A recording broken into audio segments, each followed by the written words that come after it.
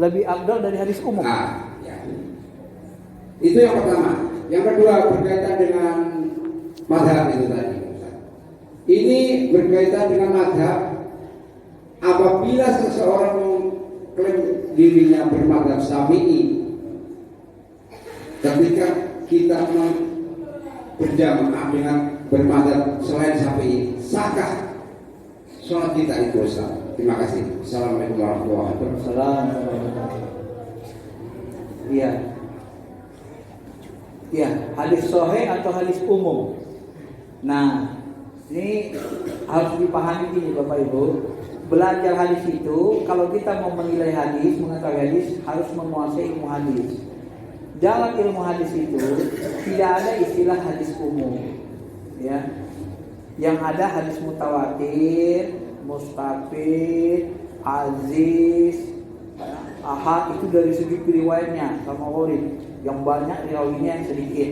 Ada yang sahih, rawinya terpercaya, ada yang hasan, agak pelupa, ada yang doib, yang suka bohong. Kan itu yang diriwayatkannya. Yang hadis umum itu belajarnya di ilmu fikih. Hadis yang perintahnya umum itu belajarnya di ilmu fikih, ya. Dengan hadis perintah khusus. Perintah umum itu, ya, kalau bahasa di dalam al-ibrah bi umumil labib, bi umumil lafaz, bi umumis sabab, gitu. Kalau dalam ulumul Quran ada lagi ibarat-ibarat ungkapan Nabi itu berlaku untuk seluruh yang bukan diperintah, gitu kan? Berlaku umum. Misalnya ketika Allah dan Rasulnya misalnya memerintahkan, Nabi memerintahkan sholat, berlaku enggak umum. Allah memerintahkan kita berjilbab, hendaklah orang-orang beriman itu berjilbab.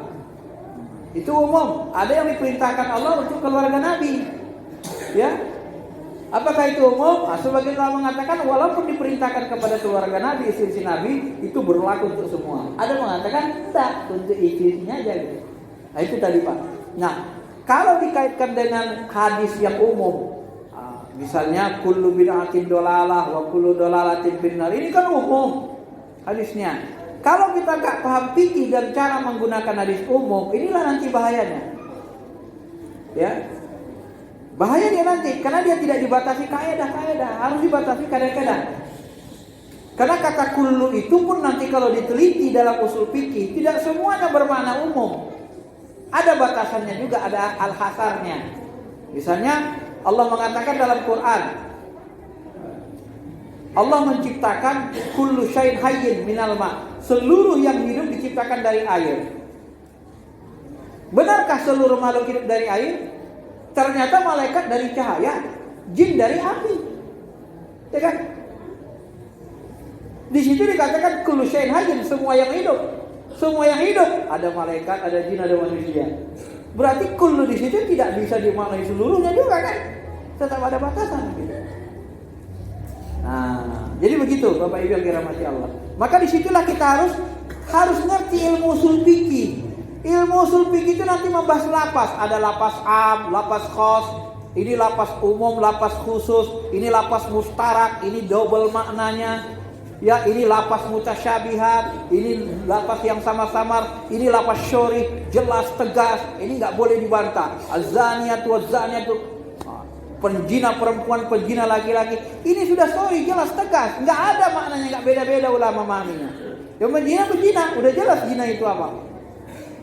Ya.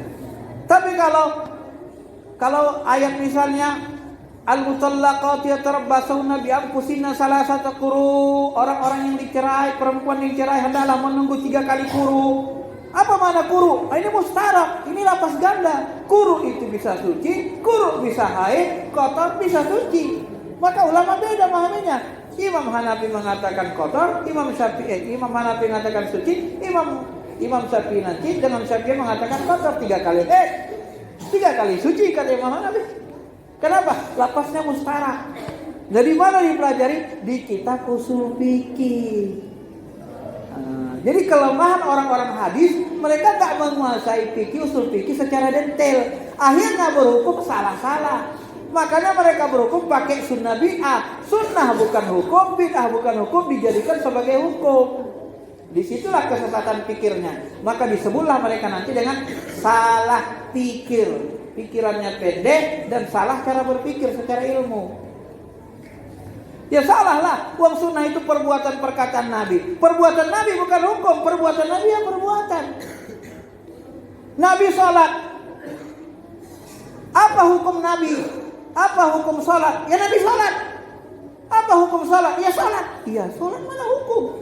Sholat itu sunnah Nabi. Hukum sholat 5 waktu wajib. Wajib itu yang hukum. Baru bisa disebut hukum. Kenapa? Karena hukum itu isbatu syai' ala syai'. Menetapkan sesuatu pada sesuatu. Menetapkan pahala dosa kepada satu perbuatan, satu sunnah Nabi. Itu baru hukum. Wajib dikerjakan pahala, masuk surga, tinggalkan dosa, masuk neraka. Itu baru hukum. Wajib sholat 5 waktu. Yang kedua Ustaz. Yang kedua mazhab. Bagaimana dengan mazhab tadi? Nah mazhab itu boleh kita pilih mana yang lebih sahih, mana yang lebih cocok dengan budaya kita. Boleh, yang penting ada dalilnya. Kalau di tingkat ulama tinggi, dia bisa mentahrif, mentarjih. Kalau kita nggak bisa mentarjih, nah ikutin aja kibarul ulamanya gitu. Mana yang lebih pas? Ya, kebanyakan kita di Indonesia ikuti Imam Syafi'i karena mazhab Syafi'i itu lebih logis. Jadi jangan pakai mazhab Maliki di Indonesia. Aku ikut Maliki aja lah. Allahu Akbar. Lagi sholat gini dia. Ya orang-orang Indonesia kan heran. Apa? Kawannya katanya. Masa sholat kayak gini? Ini mazhab Maliki Pak. Aneh sama orang. Kita sholatnya Allahu Akbar begini. Ketika di haji dulu Ustaz, yang dipakai itu dirubah jadi mazhab Hanafi karena sentuhan-sentuhan itu. Ya, enggak apa-apa. Sentuhan. Enggak apa-apa. Mazhab Hanafi itu lebih logis. Dan mazhab Syafi'i pun ada. Menyentuh wanita tidak sengaja tidak membatalkan wudu. Itu bisa dipakai waktu kita haji umroh. Itu qaul jadid Imam Syafi'i. Qaul qadimnya nyentuh sengaja tidak sengaja batal. Tapi dia robah itu, pemahaman itu. Kata Imam Syafi'i, kalau disentuh dengan sengaja kemauan kita batal. Tidak sengaja, tidak kemauan kita, tidak batal. Maka ketika kita keliling tawaf haji, tersentuh perempuan, nggak keinginan kita, nggak sengaja, nggak batal. Pakai mazhab Syafi'i pun masih bisa. Mau pakai anak juga nggak apa-apa. Berimam tadi. Jika berimam kepada yang kalau berimam kepada lain mazhab, tidak apa-apa, tidak ada masalah. Karena mazhab itu pada umumnya sama pada bab pokok-pokoknya. Dia perbedaannya pada puruk-puruknya nanti. Contoh, kunut. Sebagian mengatakan tidak kunut subuh, sebagian mengatakan kunut subuh. Imam Hambali tidak kunut subuh, Imam Syafi'i kunut subuh. Apa hukum kunut di dalam mazhab Syafi'i? Sunnah. Sunnah itu apa? Anjuran. Boleh tinggalkan, boleh. Enggak batalin sholat, karena bukan rukun sholat. Nah ketika kita berimam dengan mazhab Hambali, enggak pakai kunut kita, enggak apa-apa. Wah enggak batalin sholat kok kunut. Kan gitu.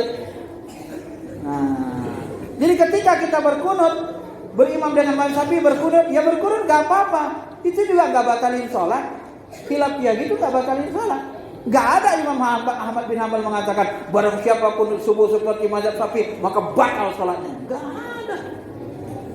Ustaz, berkaitan dengan mazhab itu tadi Ustaz. Kalau Imam Syafi'i membatalkan wudu kalau kita bersentuhan sama istri. Tidak sengaja tidak batal. Nah, kalau mazhab lain bersentuhan sama istri tidak batal, tapi menjadikan imam kita ketahuan. Bagaimana hukumnya itu Ustaz? Kalau di dalam mazhab Hanafi malah tidak batal. Kalau kita sentuh perempuan tidak syahwat, tidak batal. Nah, ini susah ngukur syahwat apa enggak syahwatnya. Makanya enggak dipakai, banyak ulama enggak pakai ini. Bapak nyentuh perempuan, gimana ngukur dia syahwat enggak syahwat? Kan dia sendiri yang tahu. Itu darur. Gitu ya. baik Ustaz, ditutup Ustaz. Ya, saya kira itu aja.